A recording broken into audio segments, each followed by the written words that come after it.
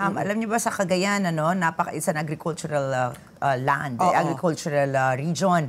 Kaya naman may reaction po itong may viral statement po si Tuguegarao Mayor Myla Tingke. Ang sabi nga po niya, yung gamit niyo mapapalitan. Yung animals, mapapalitan. Ang buhay ng tao, isa lang, hindi mapapalitan. Ano po ang inyong reaction dito? Ito po kasi ang mandate ng ating gobyerno. Pagka mga farm animals, so meron po silang programa na during disaster, yun nga po, ay papalitan yung mga animals na ito. Pero we have to take into consideration, syempre, na itong mga farmers natin, yung mga owners na itong mga farm animals, and syempre, yung sa dogs and cats po, wala kasing plano. Hindi po yan papalitan.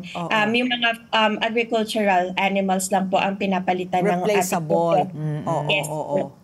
So siguro sa frustration ni Mayor kasi nakita po namin ito sa Taal na maraming ayaw umalis sa kanilang area because of their farm animals and of course their pets nung hindi pa kasama sa paglilikas. So ayaw talaga nilang umalis. Siguro sa frustration ni Mayor nasabi po niya ito. But then again, baka wala ring pet si Mayor na hindi niya naiintindihan ang human-animal bond na nagaganap na meron sa kaya hindi niya maintindihan kung bakit yung mga pet owners ay nag-i-insist na isama ang kanilang mga pets at ang kanilang mga farm animals kasi alam natin na minsan papalitan nga pero matatagalan. So hindi sila makakabangon agad. So kadalasan yun din yung iniisip ng ating mga farmers kung bakit hindi nila maiwan-iwan aside from the fact na nag-bond na sila with hindi nila kino-consider as makina or as